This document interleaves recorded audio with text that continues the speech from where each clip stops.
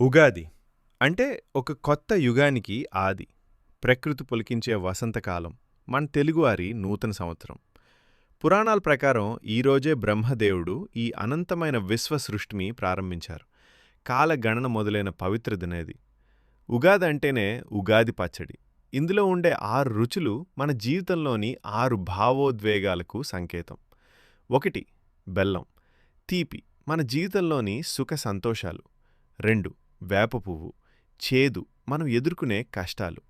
3. చింతపండు. పులుపు అసహ్యం కలిగించే సందర్భాలు. 4. ఉప్పు. ఉప్పన భయం కలిగించే సవాళ్లు.